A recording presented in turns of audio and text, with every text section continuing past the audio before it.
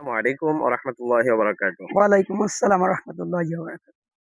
আমরা এনএসপি আমান টিভির তরফ থেকে আপনার কাছ থেকে একটা সাক্ষাৎকার নিতে চাই। তো আপনি একটু দয়া করে ১ম এ আপনার কি পরিচয়পত্রটা বলবেন? সিউর ধন্যবাদ। আমি মোহাম্মদ মাহবুবুর রহমান। আমার নিজ জেলা যশোর, আমার উপজেলা কেশবপুর, সাগরদিয়াড়ি গ্রাম। আপনি বর্তমানে কি করতেছেন? আমি বর্তমানে একটা গভর্নমেন্ট জব করি। পানি সম্পদ মন্ত্রণালয় বাংলাদেশ সচিবালয় ঢাকা।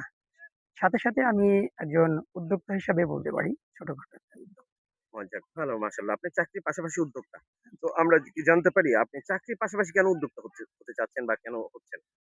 ধন্যবাদ প্রিয় ভাই।